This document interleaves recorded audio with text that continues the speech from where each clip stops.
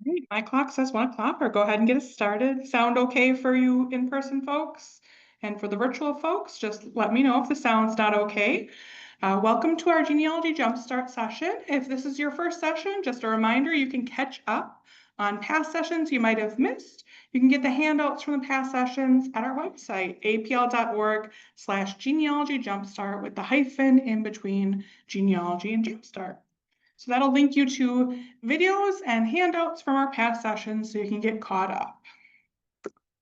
Today, we're going to talk all about Ancestry Library Edition and HeritageQuest, which are two awesome databases that the library has for free. For you virtual folks who are joining us and maybe not in the Appleton area, definitely check your local libraries to see if you have access to these databases. But we do at APL. Or if you're a Wisconsin resident, you do have access to HeritageQuest, and I'll dive into each of these and show you some demonstrations on how they're used for genealogy research. So first, we'll talk about Ancestry Library Edition. You might see it abbreviated as ALE in the handout or on the slides. So if you see that, that's what it means. So unfortunately for this database, it's available in library use only. So this is something that ProQuest, the people who own Ancestry Library Edition, have decided. At one point, it was available for people to use at home, but I guess some people might have abused it. Whoever in the world did that, now they've asked libraries not to provide access to it outside of the library. We have no control over this. Trust me, if I could offer it to everybody at home, I would. But you do have to just come into the library to use this, and you can do that at any point the library is open. You can bring your own device if you want to bring your own laptop or an iPad or something like that and use it in the building and pull up Ancestry Library Edition. Or of course, we have lots of public computers throughout the library that you could log into and use this for free. You do want to go through our library's website or through BadgerLink. So for those who don't know what BadgerLink is, it's a statewide resource that provides access for free for any Wisconsin resident to certain databases. So Ancestry Library Edition is one of these databases that they say this is a really important database that anybody who lives in our state should be able to have access to. So they provide access to us for free, regardless of if you have a library card or not. You can use this database. You do just have to be inside of a library to use it. Again, if you don't live in Wisconsin, for you virtual folks, check with your local library and see what the access is like there. Of course, it's going to be inside of a local library. There is no username or password, so if you ever get to a screen where it's saying username or password, it's probably because you're on the paid edition of the site and they're trying to get you to sign up for a paid subscription. So if you ever get a problem or you're like, okay, I don't know what the login is, well, there's no login for the library edition. You just want to go back to the library's website and find how to get in there. And I'm going to show you exactly how to get there from our website. Of course, it'll be different for you folks depending on what library you're accessing it from. So of course, there are some differences between Ancestry Library Edition and a paid Ancestry subscription. Of course, the paid subscription you can access anywhere. You can access it from home, or if you're at a cabin or visiting a friend or on vacation, you can access it wherever because you're paying for it. Of course, the library edition you can only access inside the walls of a library, and the library has to have a subscription to it or have something like we do in Wisconsin where any public library has access to it. The paid version, it's not cheap. Depending on the different type you select and what time period, because there's various different levels of subscriptions. It can be anywhere from $19.99 a month up to $59.99 a month. They do occasionally run some deals, so especially like around Black Friday, that Friday after Thanksgiving, they usually run a special. Sometimes it's 30% off or 50% off, or throughout the year, they might do little specials for a weekend where it might be cheaper, trying to encourage you to purchase this membership. Usually in Black Friday also, it's a gift subscription, so they're trying to get you to buy it as a gift for somebody. But you can gift yourself. So I've done that pretty much every year for the last few years. You just put in your email address and say, I want to gift it to that same person. And then you have that 50% off or whatever percent off for the next 6 months or a year, whatever you decide to select. For those who also, might be thinking about doing a subscription and deterred by the cost, what I do is I cycle on and I cycle off. So I might sign up for 6 months of it and use it as much as I can during that 6 months. And then I'll take a month or two off. And usually after a month or two, Ancestry might email you and say, hey, we want you to come back and resubscribe. They might send you, 30% off, or maybe I'll take 6 months off and work on other sites that have genealogy resources until I decide, hey, I need to get that Ancestry membership again, or hey, they have 50% off again, let me sign up for it again. So you can cycle on and cycle off. You don't have to constantly keep renewing that subscription because it is very costly after a while. If you are somebody who does genealogy research a lot, obviously, it costs a lot of money depending on what level of subscription you're paying for, which is why it's so great that we have this library edition that we can offer you for free. The one big difference between the library edition and the paid edition is that there's going to be fewer resources on the library edition. Of course, they're not going to give access to everything because then nobody would sign up for subscriptions.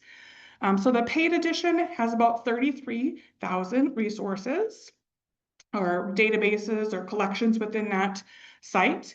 And then the library edition only has about 11,000. The other huge difference in the library edition is that you can't build a tree or you can't interact with other users in the library edition because, again, like I just mentioned a few minutes ago, there's no login for you. So you can't keep that information private because it's a publicly accessible site through the library edition. What you can do, though, is you can sign up for a free Ancestry.com account. Even if you don't have a paid subscription, they allow you to have a free account, and you can build your tree on that free account.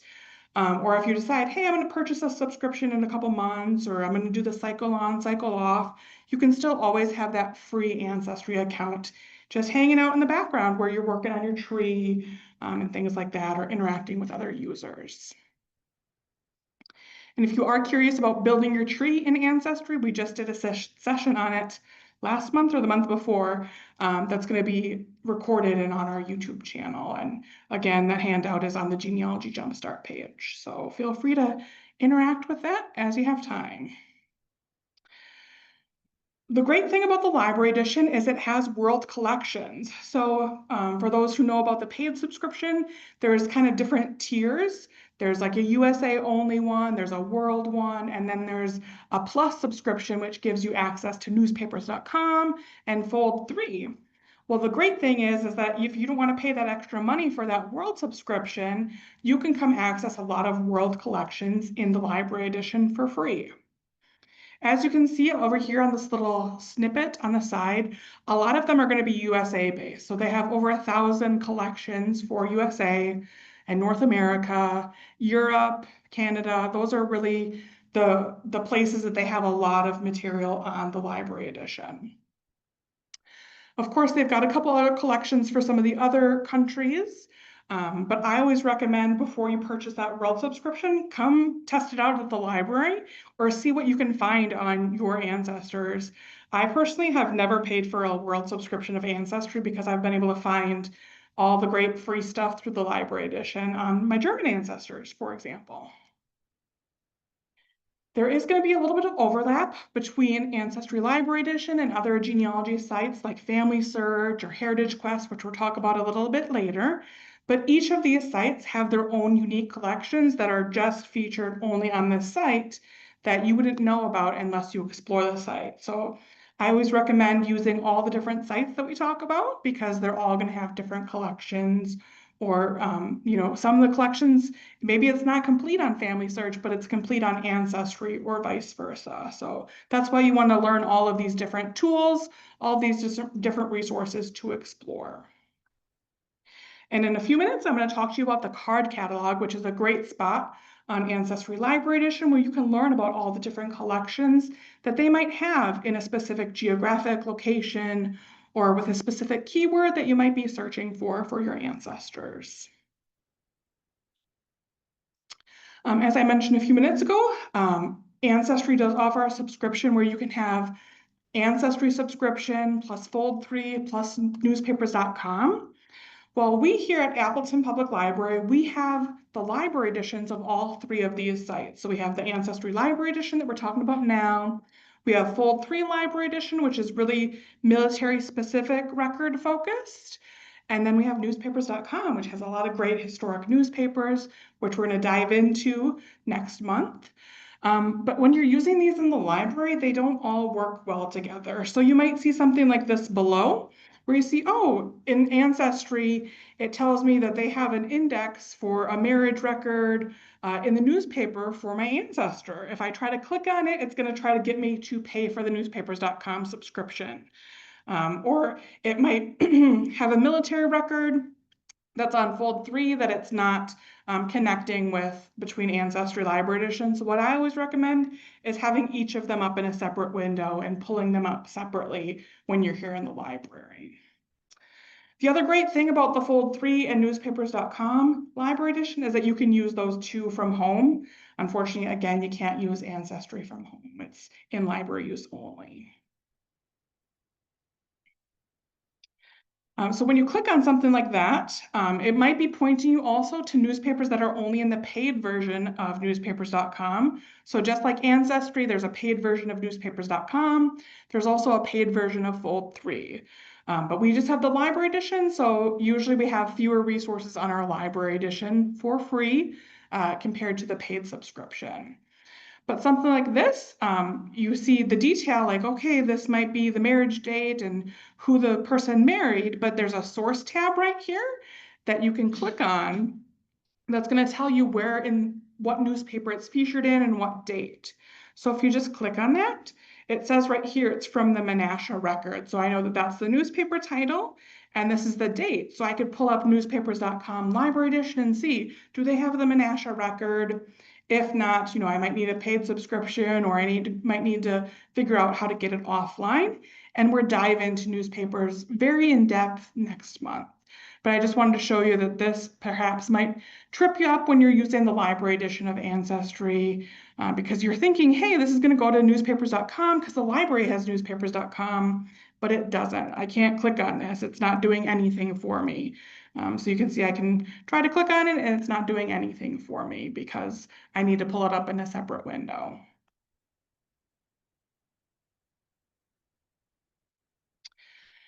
So how to search in Ancestry Library Edition, it really depends on what you're searching for. There are multiple ways to get to the same areas of this site, and I'll show you some demonstrations in a little bit. But the four main ways to search are going to be on the Begin Searching button, which is on the home page.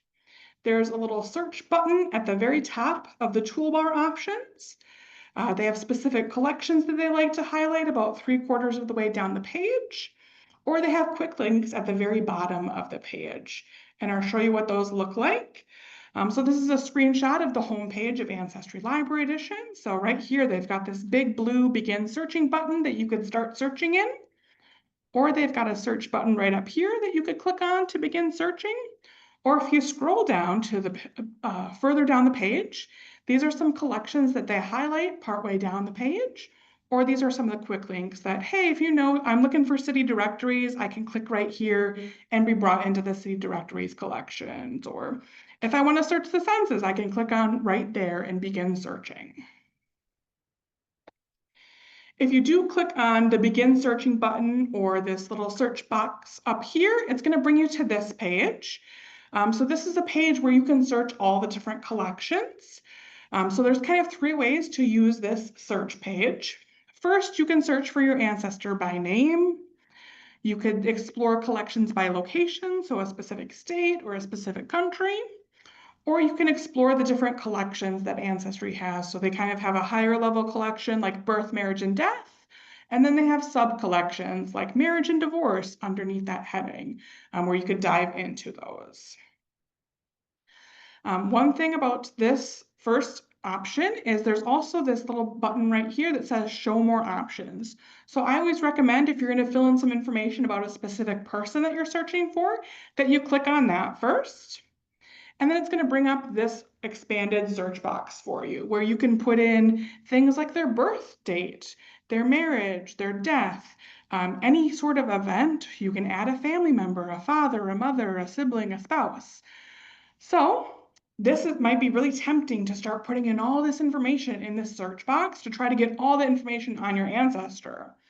But if you do that, you might get very few results or maybe even no results, depending on the amount of information you're putting in this box. So I always recommend experimenting with the various amounts of information that you might put in this search. And I always tailor what I put in this box to what I'm searching for. So for example, if I'm searching for a birth record for my ancestor, I'm not going to put in their death information or their spouse's information. When you're born, you don't know who that person is going to be or what date you're going to die on.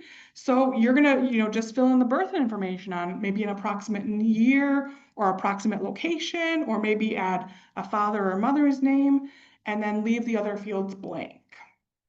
So again, kind of experiment and tailor your search depending on what you're searching for. So I'm going to show you just a quick demonstration of how to do this and what it looks like. So first, I'll show you how to get to Ancestry Library Edition from our website. So if you go to apl.org, you're here in the library getting ready to use the site.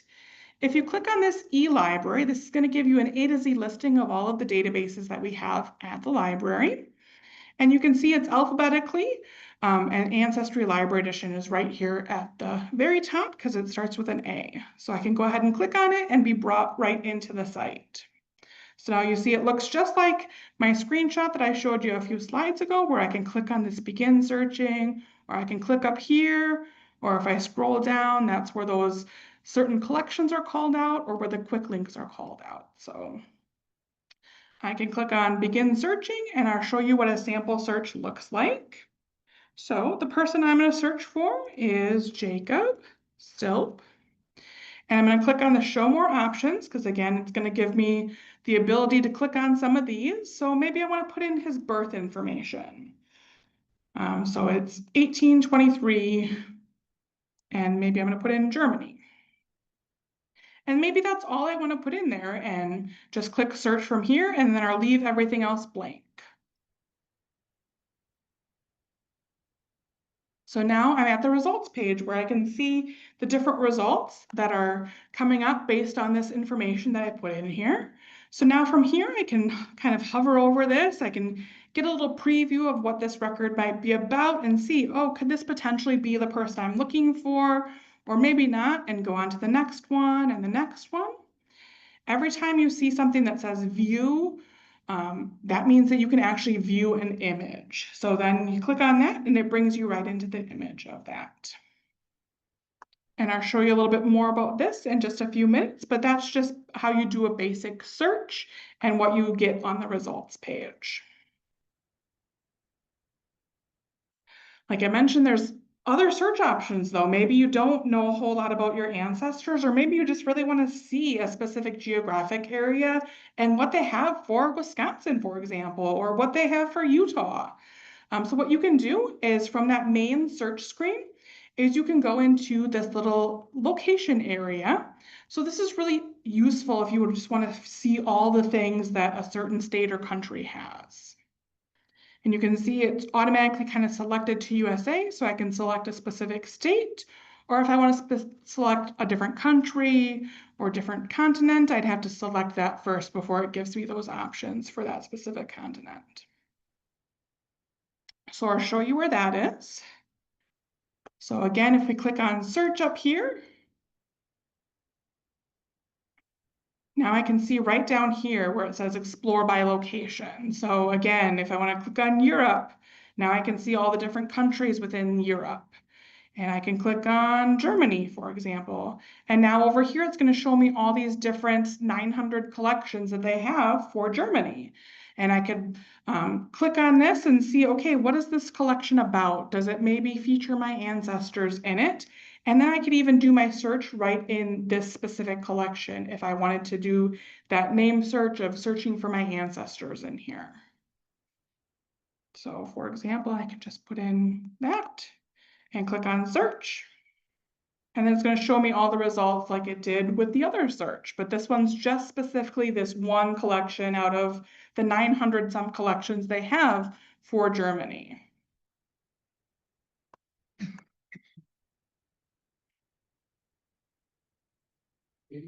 Yes, it's okay.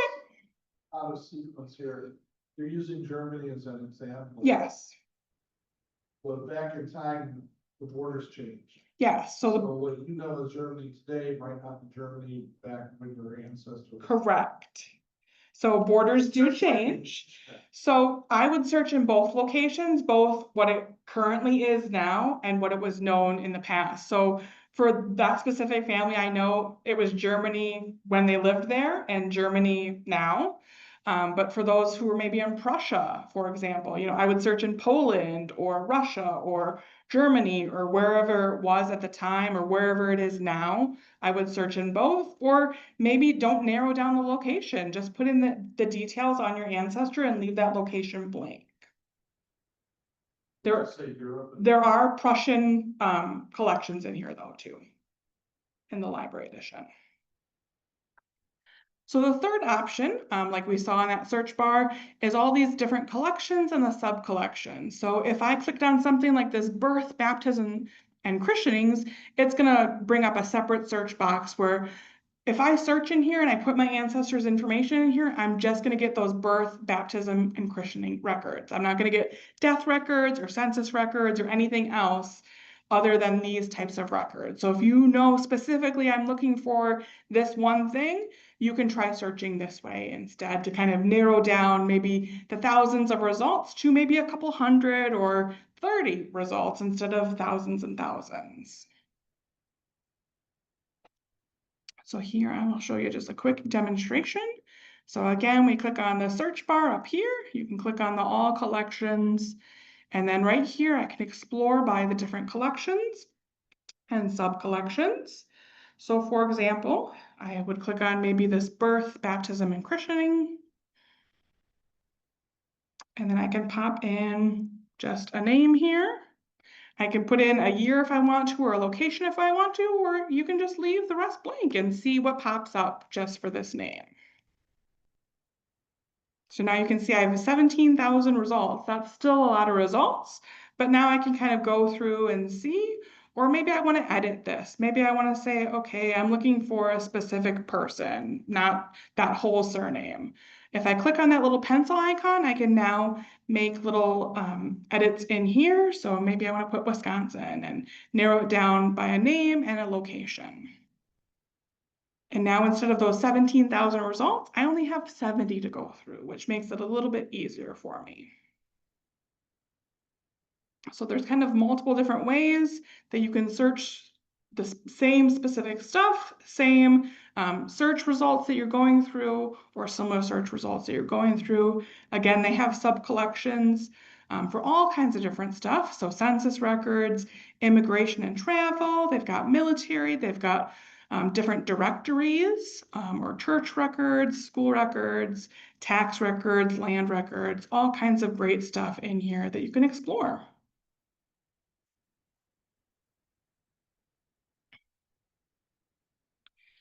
So, like we just saw the results page in a couple of our different searches, I want to talk to you a little bit about some of the intricacies of dealing with this.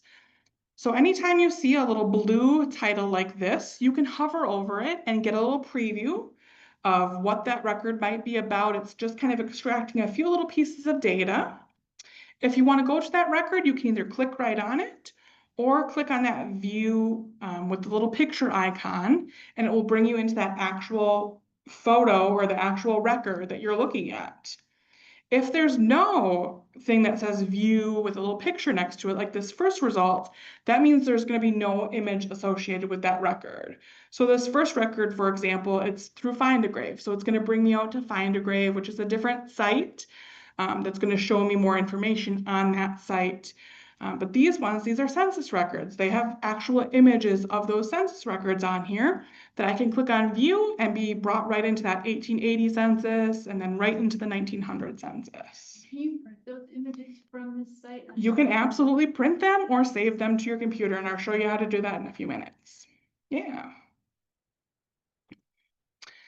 Another thing you might want to do is filter your results. So you can see over here, I've got 1,300 results. That's a lot to go through, especially if you're doing it at the library and you only have limited time on the parking meter, for example. You might want to narrow it down to have it more manageable for you. So what you can do is you can filter by record type. So you can filter down those census records or those birth records or those military records, if that's what you're specifically looking for.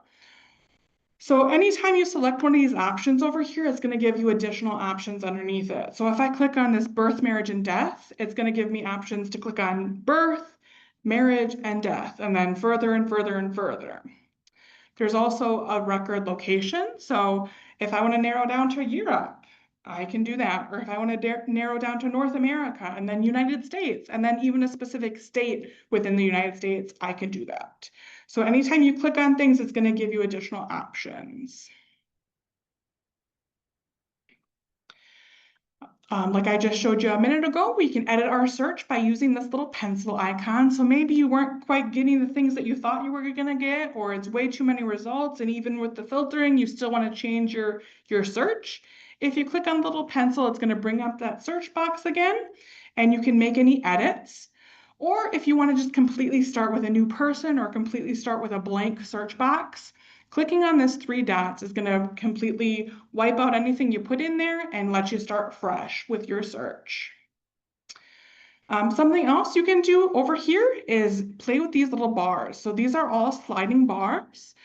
So it starts from broad and goes to exact. So if I want anything that is Jacob or sounds like Jacob, I'm going to keep it as broad. For the last name Stilp, it could be spelled multiple different ways. So I might keep it as broad, or maybe I know, hey, it's specifically spelled this way. I wouldn't change it to exact because you're going to filter out a lot of results that it could be. But maybe for sure you know, hey, I know the exact birth year or death year. You might want to slide this over. So then it narrows out all the stuff that is not from that year, for example. Down here, you can also select a specific focus area. So you can choose a specific country. Like if you have a German ancestor who never stepped foot in the United States, you don't want to see all the United States records that might be somebody who has the same name as this person. So you can select Germany as that option, or it's got specific ethnicity selections that you can choose to narrow out people that aren't your person that you're looking for. Anytime you make any sort of changes on this, it's going to make this apply button change color. It's going to be blue, and you want to make sure to click apply. Otherwise, it's not doing anything to your search until you click apply. So once you click apply, it's going to have that new search stuff that you changed in here and give you those results based on what you changed. Andy, Yes. in this example, the death broad is like plus or minus how much? So this one, yeah, it could be plus or minus a few years. There's nothing specifically saying how broad it is. When you're first on that first search box, there is a little like box that you can check, and you can do plus or minus 1 year, 5 year, 10 years, something like that. But this one, it's not saying how broad is. Okay.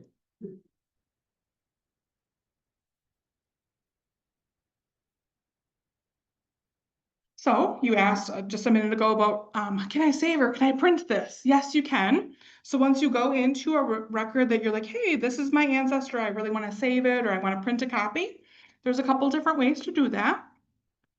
First, there's a save button up here, or there's this little cool wrench icon that you're going to see on the side that will get you a lot of great tools like printing and saving. So for example, if you click on that save button, it's going to give you 2 different options. So first option is send image home. This means, hey, I can enter my email address and I can send it home, send it to my email. So Ancestry Library Edition is then going to email you a copy of that page only. So if this is something that's multiple pages, maybe your family was on 1 page of the census and continued on the 2nd page, you're only going to get that first page. You have to do this for each page you want to send home. And you can access it at home then. So you'd be able to click on that link that they email you and be able to pull up that image. The other thing you can do is you can click Save to this computer, and you can save it to the computer you're on, or if you're using one of our public computers, if you bring a flash drive or something to save it to, or you want to save all the images and then email them to yourself or put them on your Google Drive, whatever you want to do, you can save that and print them that way as well if you'd like to do that. If you are using one of our computers in the library, just be aware, once you log off, everything that you have done on that computer gets wiped off. So if you saved 10 different things and then accidentally ended your session, all those 10 things that you saved are gone. So you want to make sure to email those to yourself or print them or do whatever you want to do before you log off the computer, because we can't get that stuff back without you having to go back and find that stuff again. So the other option is clicking on that little wrench icon, which you see on the side of all the images. So of course, it's going to give you these different options. First, you can print. It's going to give you a couple different options for printing. So you can print the full page of the record. You can print just a zoomed in view, maybe that section that your ancestor's on, so that you can read it a little bit better. You could also add an index. So it's going to tell you what it thinks it's typed on there. And then a source. So if you want it to say 1900 census from Menasha on such and such page, which is really important for you to know where you found it, you can add that to your printout as well. There's also a spot where you can download it, or if for some reason the image is turned a funky way, you can rotate it left or rotate it right, or you can flip it, or you can invert the color. If it's a little hard to read, maybe inverting the colors would make it a little bit easier to read, things like that. There's also something called the information panel. So that's kind of this little funky icon that has an arrow with a line on it. So the information panel kind of just shows you various information. So the first thing that you're going to see in the information panel is an index of some of the information included on the record. So this is somebody who went through and typed what they thought it said. So it's extracting little pieces of data, not every single piece of data, but you can see it says, oh, you know, he was born in March of 1823 in Germany. That's somebody read that and typed that they thought it said that. Or they say, it says his age is 76 on here, but maybe if you look at it, maybe it was actually 75. Maybe they, you know, misread it a little bit. So kind of take that with a grain of salt, but potentially this is the correct information. If you click on related, it's going to show you other possible records that they think is the same person. I would always verify that accuracy of that, because it's usually based on, oh, other people on their tree are saving these records too. It might be this person. So maybe in addition to this 1900 census, it might have a marriage record, or the 1880 census, or the 1910 census for this person. So you can click on those and be brought into those records. And then source, that's going to give you where that information came from. So it came from the 1900 census on such and such page, on such and such, wherever it came from, the National Archives, whatever information it needs to be able to tell you where to find it. Questions so far? See if my virtual folks have any questions. If you find a record in the World Collections in the library and add that to your relative, can you see them when you go to your relative when not in the library edition? Do they show up or are they blurred out? So you can have your Ancestry account open in a different window while you're in the library edition, but you're not going to be able to attach it on your tree unless you download a copy of that record and then upload it to your tree like you're uploading a picture. Otherwise, Ancestry won't allow that.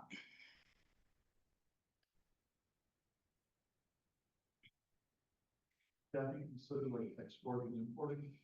Essentially, so you're downloading a copy of something from the library edition and you're uploading it to your tree, just like you would upload a picture of your ancestor, or, hey, I clipped this obituary and scanned it in, and you can upload it to your tree that way. You can do that with the records that you would find. So just quickly, I wanted to show you kind of what saving and all that stuff looks like in real life. So let's find one I can print here.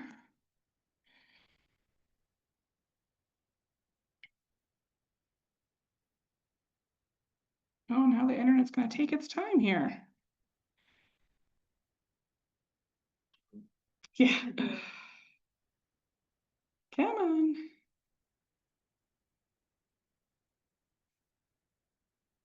Well, I plan to show you in real life. Maybe if I refresh here quick. There we go. So for example, I can click on view. Now I can look at this. This is a unique census record because it's somebody in the Navy. So I can see right here in yellow, it's highlighting the person that I clicked on.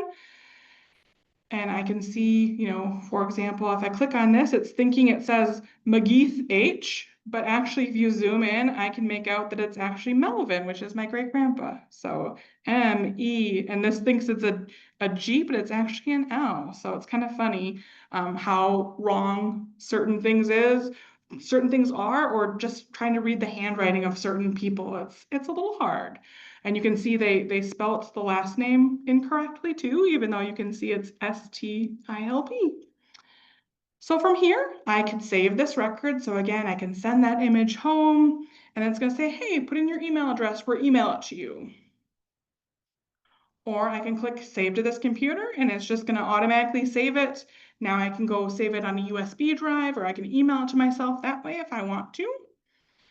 Or again, the little wrench icon, I can print it from here. So again, they've got a couple different options where you can print in a zoomed in view, or I can include the source data and the index data if I want to.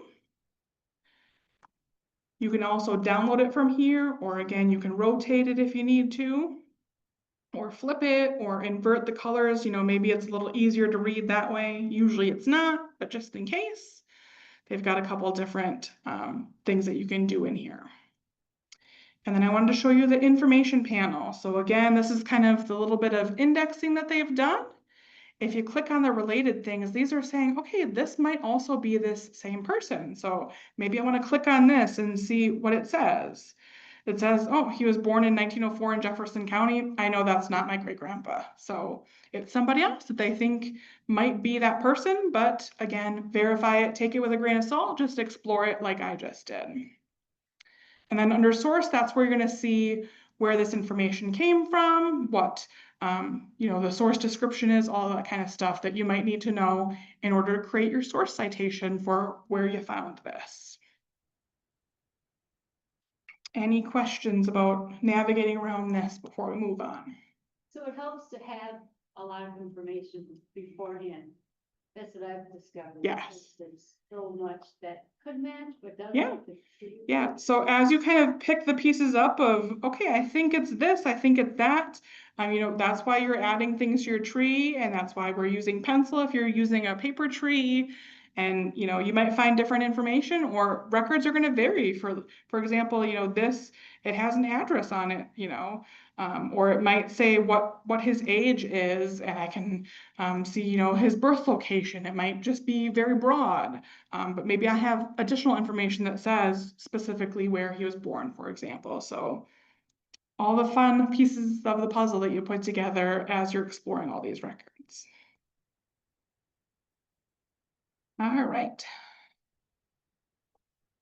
So now I want to show you the card catalog. So I mentioned this earlier, that this is a really great spot to learn about what record collections there are, specifically in a certain location or with a specific keyword. So I always equate this card catalog to something like a library catalog. If you come to the library, you're looking for a specific book or a specific author or a specific subject, you type that into our library catalog, and we give you that information on what we think is a match to what you're searching for. So similar to that, Ancestry Library Editions, you putting in something like, hey, I'm looking for the 1940 US Census. It's gonna give you, okay, I think this is what you're searching for. Or I'm looking for Oconto County, Wisconsin. It's gonna give you things that have that keyword in it. So this is an easy way where you can search and explore what collections there are. You could even just leave the search blank, and you'll see there's all these different filters that you can select to try to narrow down all the different collections they have, to see what types there are, what location, what date there are. So this really helps you discover relevant collections in a specific location or a specific time period that you're searching for. So once you, for example, search something like I typed in Wisconsin in the title, I want things that are related to Wisconsin. I can see this is the results in the card catalog that it's giving me. There's 46 different collections that might feature Wisconsin. And I've got filters over here. So maybe I just want to see the birth, marriage, and death records related to Wisconsin. I can click on that and it's going to get rid of all but 21 of these 46 things. Or if I just want to click on the census records or the directories, I can narrow things down, or I can narrow it down further by location or by date. You can also sort this list a certain way. So right now it's selected by record count. So it's going to give me the things that have the most records in first, down to the things that have the least amount of records. You could change this to date added. So things that are most recently added would be at the top. You could sort it by collection title, so alphabetically A through Z. You could sort it by date updated. So maybe they've updated a certain collection in the last few months since you've looked at it. You can sort that way, or record count. Record count's usually what I do because I want the most bang for my buck, the stuff that's going to give me the most potential chance of finding my ancestor in there. What's the difference between marriage index and marriage records? So index is just an index. It's not going to give you actual images of the records. Whereas this records should hopefully give you records. With Wisconsin, it's a little tricky. So like this index I know is just a short time period, and it was just an index of names, the location, and the marriage date.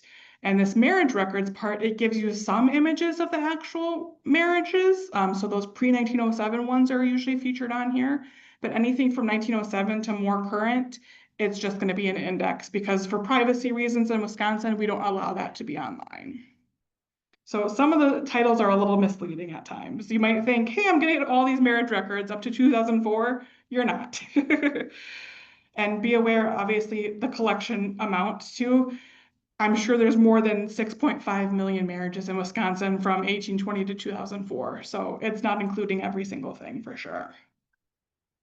The record might have additional information, like the witnesses. Yeah, so the record might have additional information. So usually the index, you're only getting a few pieces of data. You might get the bride and the groom and the marriage date and location.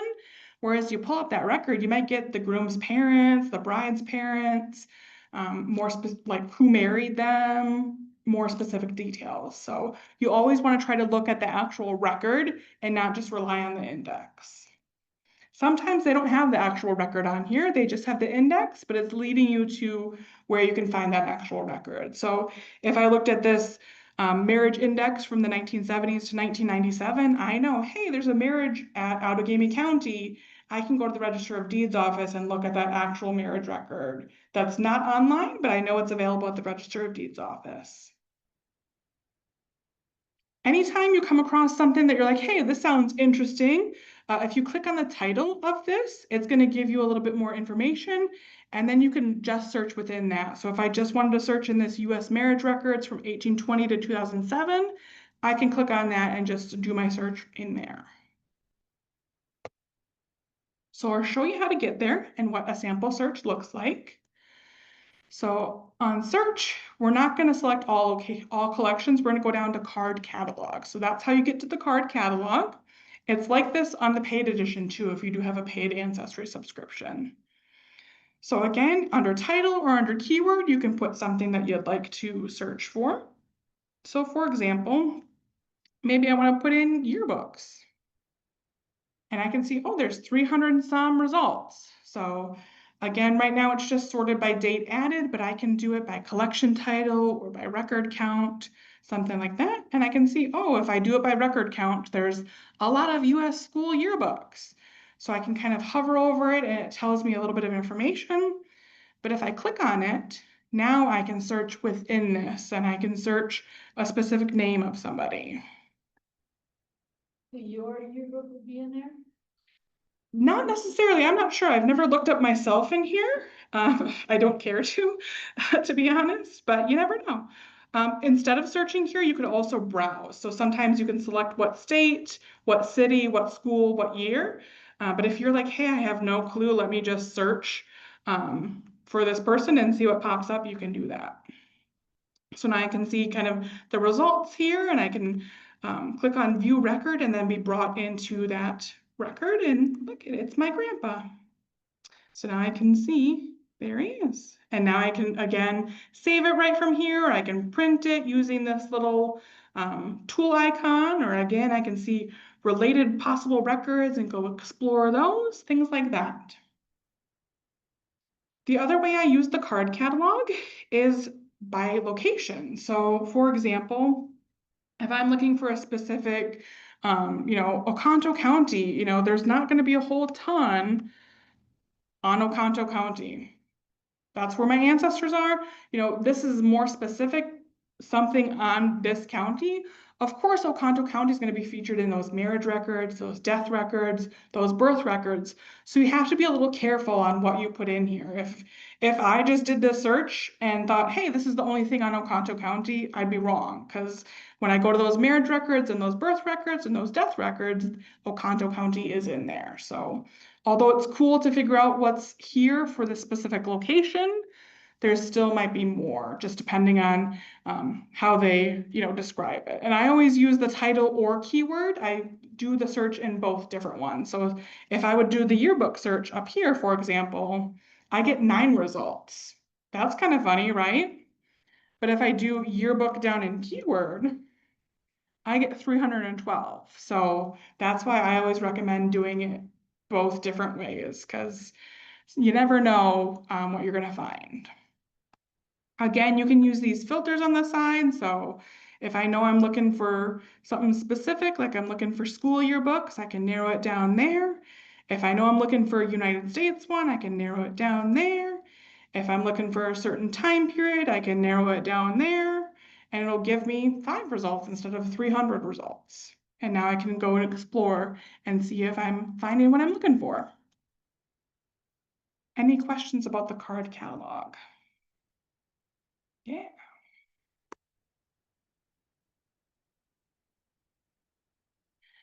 All right. The other thing that people like to do on Ancestry Library Edition is to look at these public member trees. So obviously lots of people are putting their trees on Ancestry. This is a really great feature of the site to be able to view these trees.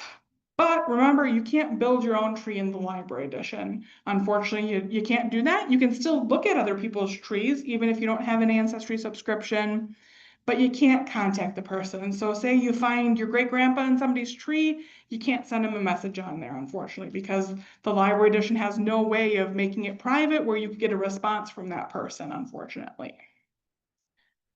I'm going to show you how to look at the trees and how to search for them. So the easiest way, I think, is on that first homepage. When you click on that Ancestry Library Edition, scroll all the way to the bottom, and remember there's all these quick links at the bottom.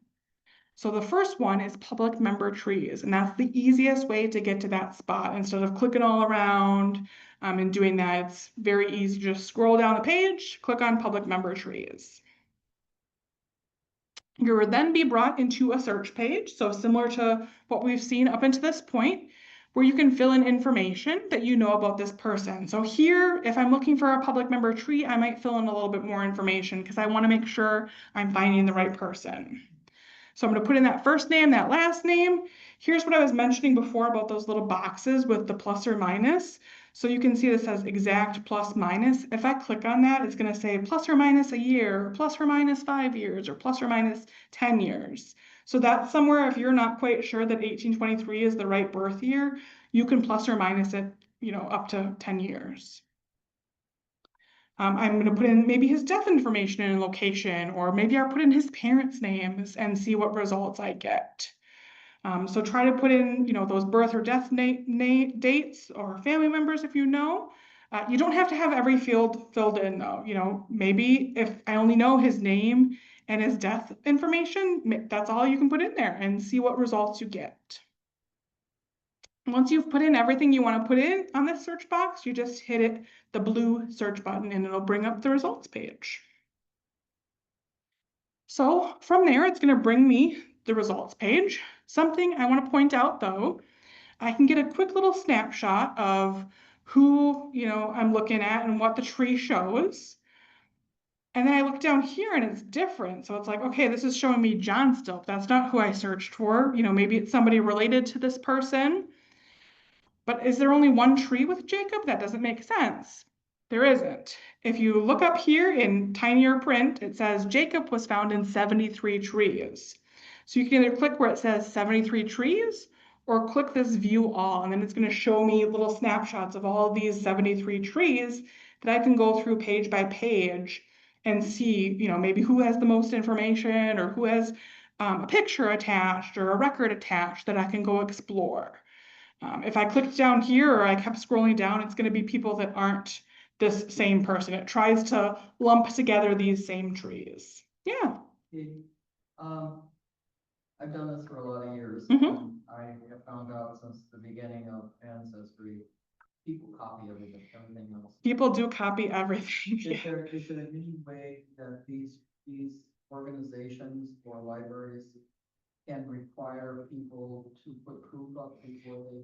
We have no control over what people are putting on their trees, unfortunately. This is an Ancestry thing. We don't own Ancestry. We don't own the library edition. There's nothing we can do to make these people who are just copying and pasting somebody else's tree, copying and pasting the wrong information. Unfortunately, people are going to do that. You know, some of these 73 trees, you know, they could have copied from one person or they could have copied from 10 different people.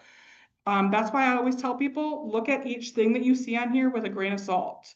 Use it as a hint. I know right off the bat, this Adair, Iowa, not correct. He was born in Germany.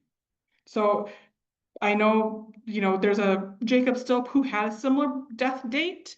You can see this person's kind of, they copied maybe somebody else's that was wrong or kind of merged two different Jacob Stilps together. So you got to really just do your own analysis of the evidence that you find your own records to prove or disprove each fact that you're finding on here. And I kind of use the other trees as hints. Maybe if I didn't have that marriage date or that marriage location, I'd use it as a hint and then try to find some actual proof to prove that that marriage date or that marriage location is correct.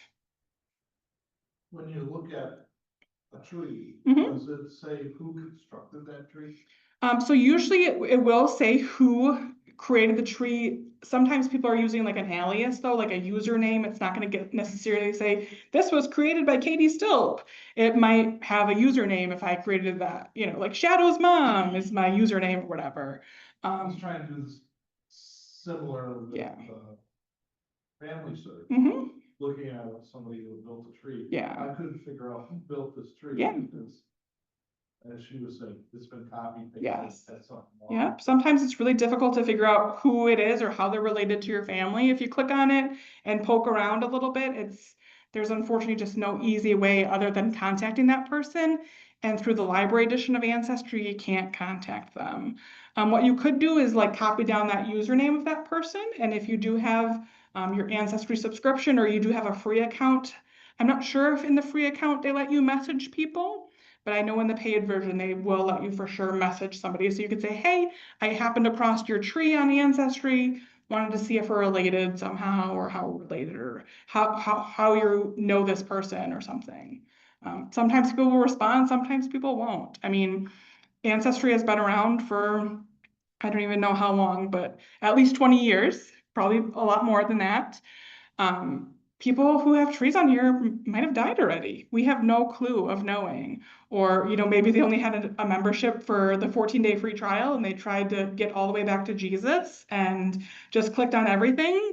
We really just don't know how accurate or how great of a researcher this person was, or if they're even looking at their messages anymore. We have no clue. So, I mean, there's people I've messaged years ago who all of a sudden will respond back to me after 6 years.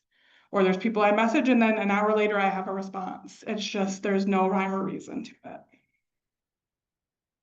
But it's just, like I said, a great tool that you can use as a hint to try to fill in the blanks and then lead you to possible records that you can use as proof. So I'll show you a live demonstration of how to get to those family trees. So again, once we click on that Ancestry Library Edition, scroll all the way down to the bottom to get to those quick links. Now I can see public member trees right here. And here is my search box where I can type in that information.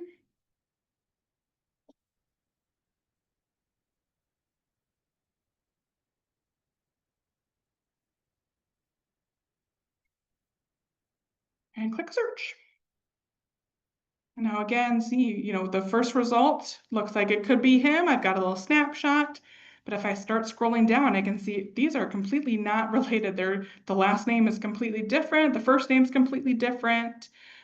The information I popped in is completely different. So you want to make sure if you found the right one in the first match that you click on this view all or click on 73 trees.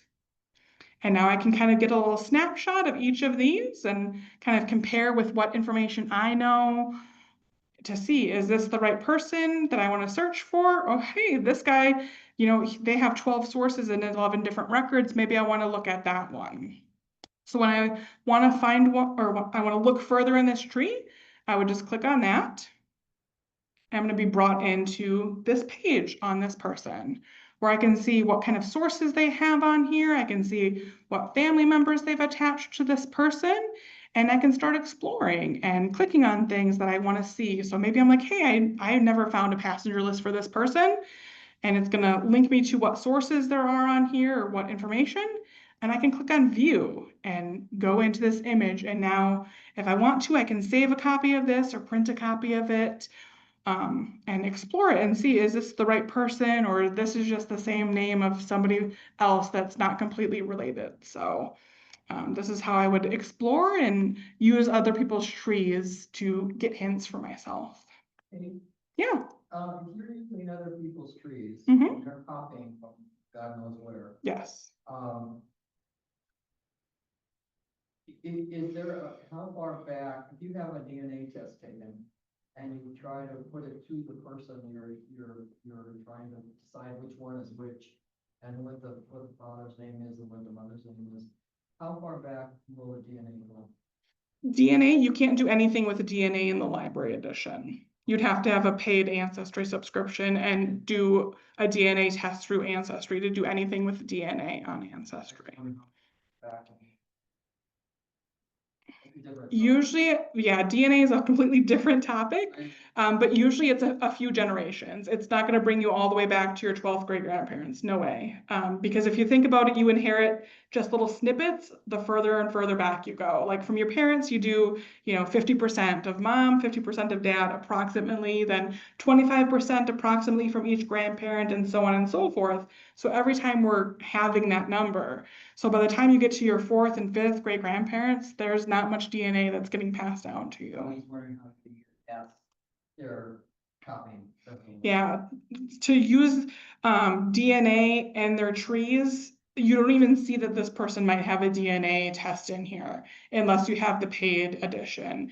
Then you would be able to see, oh, this person's also a DNA match with me potentially. So unfortunately, that's another downfall of the library edition, that there's no way to connect the DNA results. But again, you can just click on the different sources that they might have, or say, oh, maybe I don't know who that person's parent is, and I want to explore what information this person has on the father of this person. And I can see what sources they have, or sometimes under the gallery, they might have saved an obituary or a photo of that person. So this is a really great way to also find potential family photos of your ancestors. And again, I could just go back and go back to those results. If you want to see more of the tree, the other thing you can do is I can click on View Tree up here. And now I can try to figure out, okay, who is this person that's creating this tree? And obviously anybody who's living is going to be marked as private, but I can see potentially who their parents are, who their grandparents are, and try to connect it with what I know and see how this person might be related to us. And if I go back and back, I can go back and then look at a different tree then. And so you can see like that one was created by somebody who, that might be their first name. Like this one says somebody's name. It might be, that's who's creating it. It might be his son or a cousin or somebody else who's creating it for him. We don't know unless we reach out to that person. But you can see all the different results here. And then again, you would just click on whatever trees you wanted to explore more. But you can see just by looking at the brief overview, the amount of differing information that each of these 73 trees hold. So again, use everything that you find on here with a grain of salt.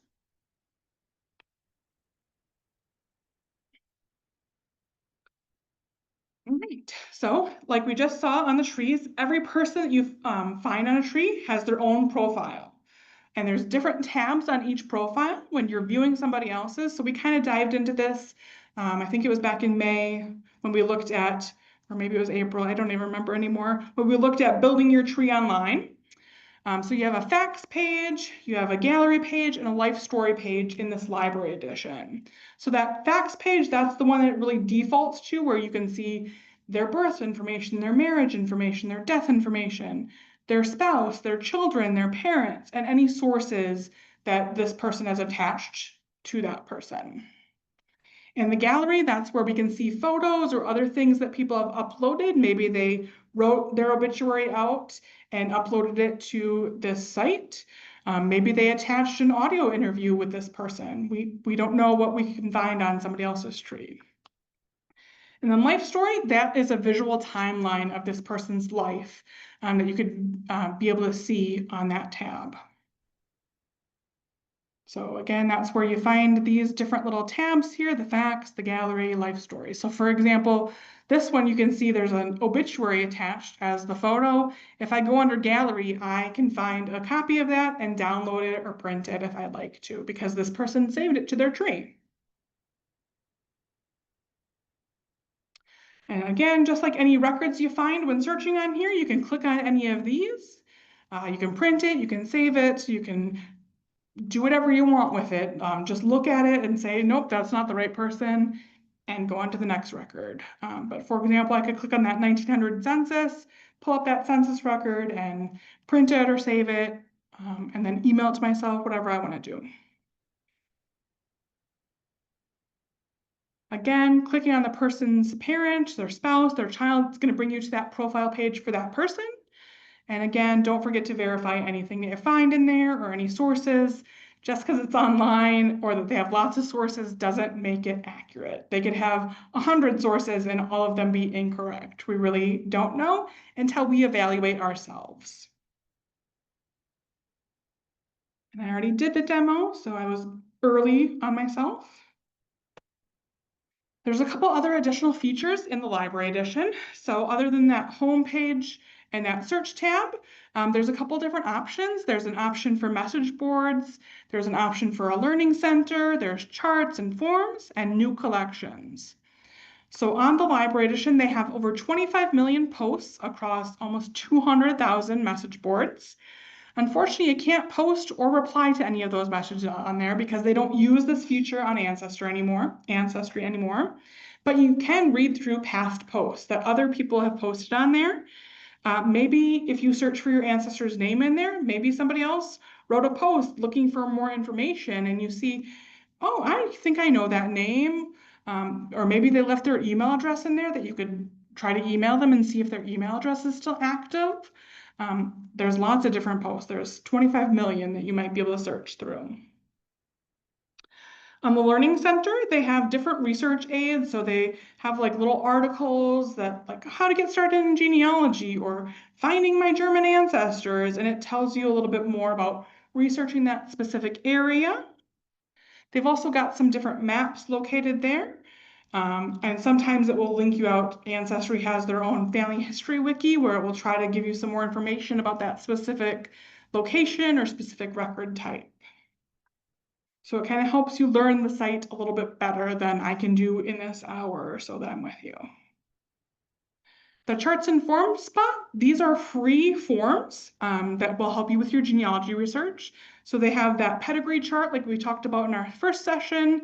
They've got a research calendar. They've got a family group sheet. They've got a source summary document where you can write down all your sources or summarize your source. They've also got some blank census records. So sometimes the census headings are a little difficult to read, or maybe somebody wrote over the top of it. You can download a blank of it in order to see it a little bit clearer.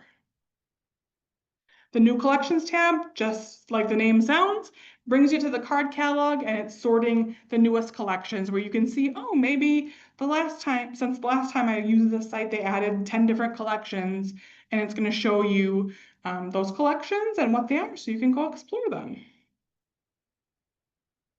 So just quickly, I'm going to show you these additional features. So this is where you'd find those message boards. You'd go in here and you could search through them here. There's different topics, different, categories that you can explore, or you can search the boards right there. Under the Learning Center, this is again where you can see the different tips and tricks that they might have, or different learning things that they might have, military, immigration, ethnic specific, things like that. They've also got some maps here. So this brings you into the map guide where you can see the different boundary changes for the United States. So for example, maybe I'm researching in Tennessee and I want to see a little bit more about Tennessee and when it was founded, and there's a research guide and all this stuff that I can click on in here to bring me out to the Ancestry Wiki to learn more about researching in that specific state. That charts and forms area, again, this is where you can download some free stuff. So they've got those pedigree charts, family group sheets, all kinds of great stuff in here. And then those blank census forms are right here. So they've got the US Census, they've got a couple US and UK ones, they've got some Canadian ones that you could just download. So again, if it's like the 1931, I can click on it and now I can see, oh, look at that, so much more readable than the scan that my Ancestors page is on, for example. And then that new collections part, again, this brings you into the card catalog and it shows you these are the things that they've most recently added to the library edition for us.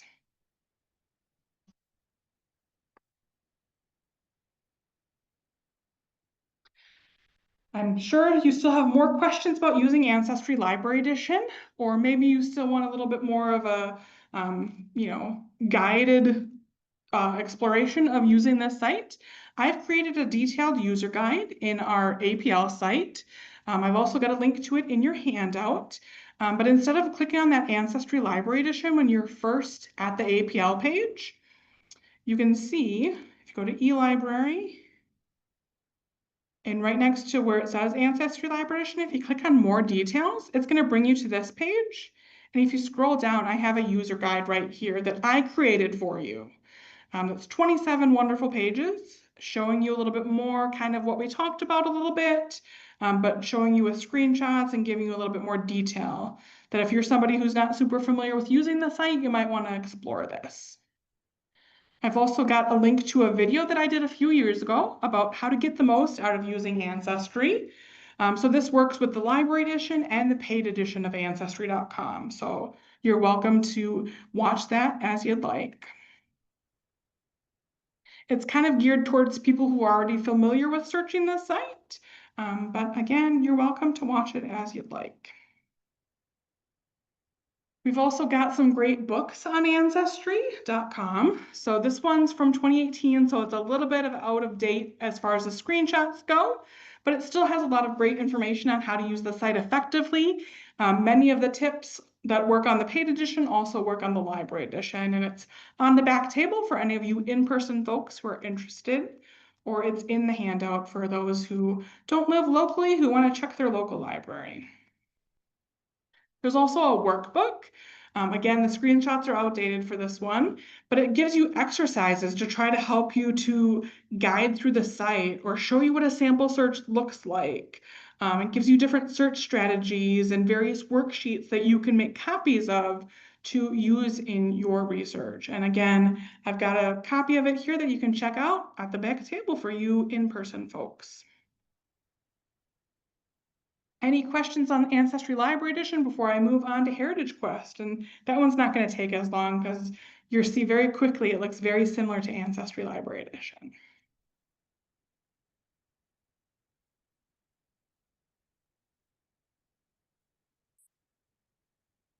Yeah, so the handout is located on our Genealogy Jumpstart page. So if you go to apl.org/genealogy jumpstart, scroll down here, you can see the handout link is right here.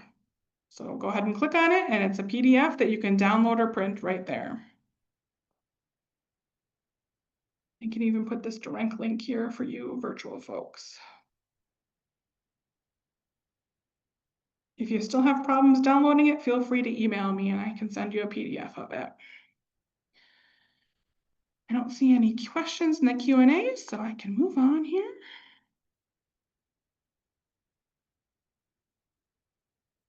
All right, so HeritageQuest, the great thing about HeritageQuest is you can access it at home. So unlike Ancestry Library Edition that you have to be in the library, you can use this site from home, completely free if you live in Wisconsin. We have it accessible through our Badger Link system, which is, giving free access to all of our public libraries. If you don't live in Wisconsin, check with your local library on access. The thing that you need to do, though, is you need to go through the APL website. You can't just Google HeritageQuest and have it pull up, because it's going to think that you're not living in Wisconsin or you're not accessing it properly. It's going to try to get you to pay for it or something like that. It looks and works very similar to Ancestry Library Edition, but it has less collections, unfortunately. Again, access is provided free for all Wisconsin residents. So the records that are on here include things like the census records for the United States, some immigration records, the Freedmen's Bank collection, a large collection of local history and family history books, city directories, and much more. They even have some international collections, but not as many international collections as the library edition of Ancestry. But still, for being free at home, it still has a lot of great things that you can explore on here. So this is what the main homepage of HeritageQuest looks like. So there's, just like Ancestry, a couple different ways that you can search. So we've got a search button up here, we've got a search button over here, we've got a begin searching button just like Ancestry Library Edition. All three of those work the exact same. We've got some quick links up here that it will pop out a couple of the different collections, like their city directories, or the Indian census rolls, or mortality schedules that you can click in to be brought right into those. If you scroll down on the homepage, it's going to give you a couple of collections that are also pulled out, just like Ancestry. So if when I want to search for the US Census, I can click on this search now. Or if I want to search in the Canadian Census, I'd click on search now. Or the books or Revolutionary War, you can just go right into those collections from here. As you saw at the top of the screen, they've got 3 different tabs here. They've got a search tab, a research aids, and a maps tab. So the search tabs, that's going to give you various collections that they have on HeritageQuest. And then there's going to be sub-collections underneath there where you can go to search. So sometimes if you click on it, it's going to bring up a search box that you can fill in just like you're using Ancestry Library Edition. Some you have to only browse through. They won't let you search because maybe it's not indexed. Again, it's going to depend on each of the different collections.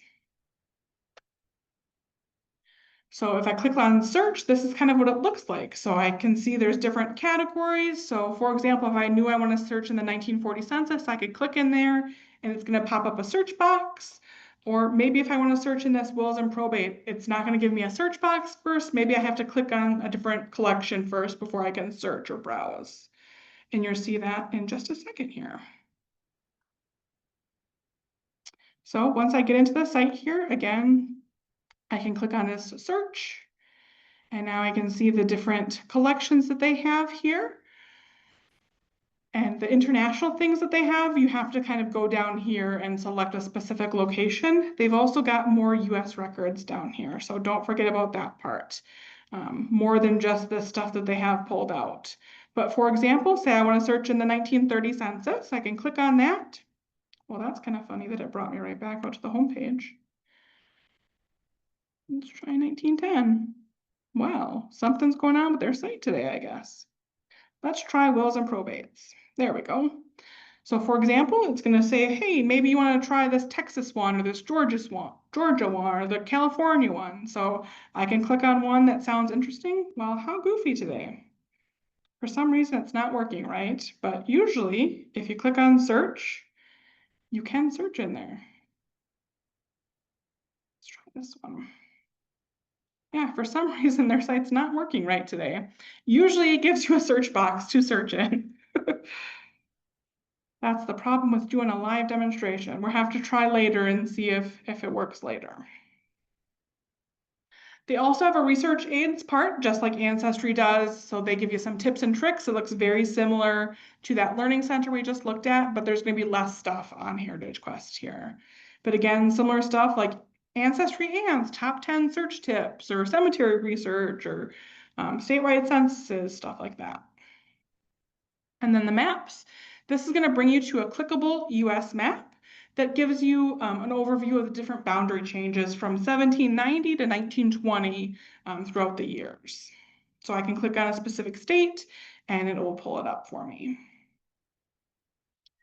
So there's some differences between HeritageQuest and Ancestry Library Edition. Again, HeritageQuest you can use from home anytime, as long as you're a Wisconsin resident, whereas Ancestry Library Edition, you have to come to the library during our open hours. If you're not a Wisconsin resident, check with your local library, see what you got for access. Both have international collections. Again, HeritageQuest has fewer international collections. It is more difficult to do a search in HeritageQuest, so as you just saw, there is no main search box. Even if I can click on that begin searching, it doesn't let me do a site-wide search like Ancestry will. You first have to figure out what you're looking for.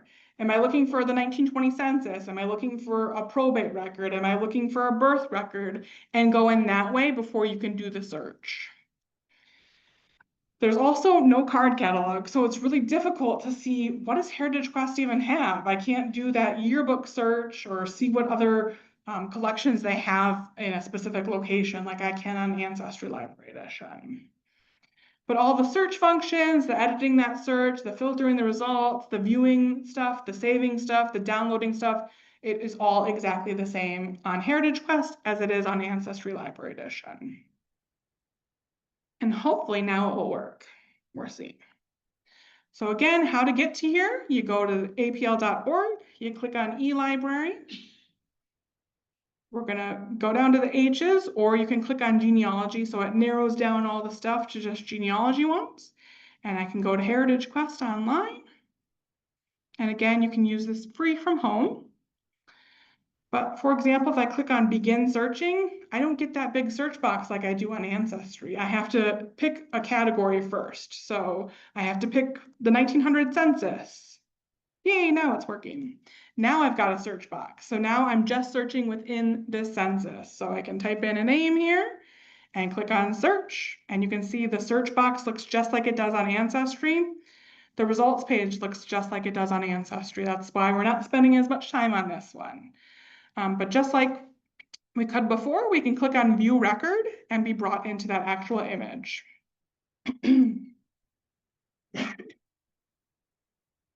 So now I can see it looks exactly the same as it does on Ancestry.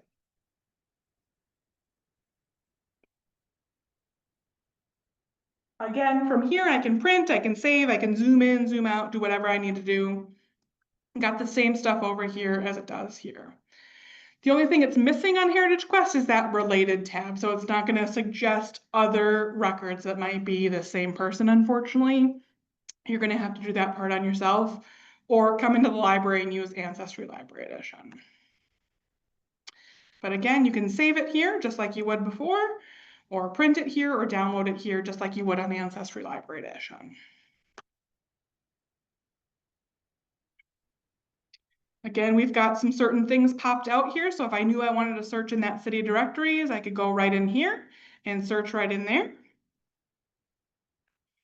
Or again, if we scroll down here, they've got the certain things popped out down here as well.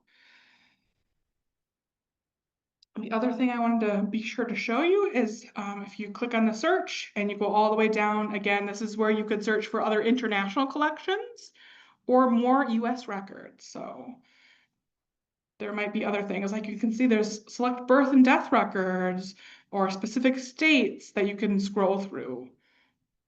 So they have lots of different collections in here. So, you know, again, sometimes you can search through them, like I could search a specific name in here, or I could click on one of these films and browse through them.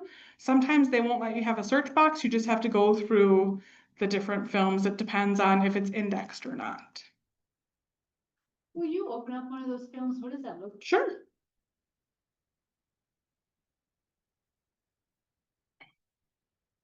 Come on. try a different one here.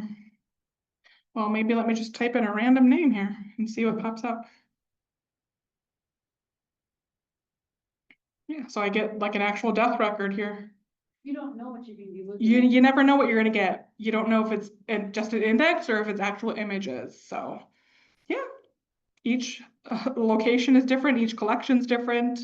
You really just never know. Any questions about using HeritageQuest?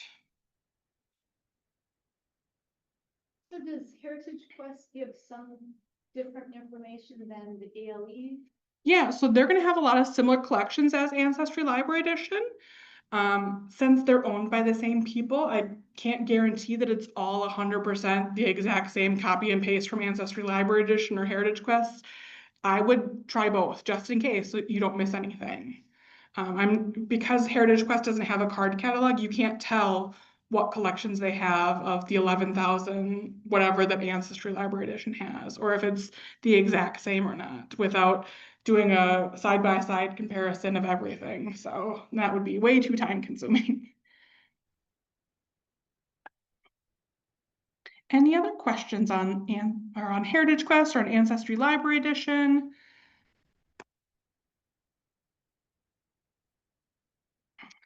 Well, that's what I've got for you. Next month, we're going to do 2 sessions. We've got so many newspaper resources and I have so many things to tell you that I'm doing it in 2 different sessions. So our first session is going to be on July 8th at 1 p.m. And our second session is going to be July 22nd. So that first session, we're really going to focus more on the process of researching in newspapers, how to identify what newspapers are in a specific location, and then where do you find out where they are? Are they online? Are they offline? How do I find them? And then the second part, we're really going to dive deep into the online resources for historic newspapers. We've also got our Find Your Ancestors session on Thursday, July 10th at 6 p.m. Central, where we're going to talk about how to research and find your living cousins or those distant cousins who might help you be able to research more, or maybe they're the cousins who inherited the family photos or the family heirlooms that they would love to share with you. So Christine Cohen's going to tell us all about how to find your cousins and hopefully how to contact them in a way that they will want to contact you back. This will be here and on Zoom at the same time. All of these sessions will be. So that's what I've got for you. I'm happy to answer any of the questions. Now, have you ever been out to Salt Lake City? I have been to the Salt Lake City Library, the Family Search Library. I was there last fall for the first time. It's overwhelming, but you know, I spent 3 full days there and my brain is still like, wow, amazing. I don't even think I scratched the surface while I was there. All right, everybody, take care and I'll see you on July 8th. Thanks, everyone.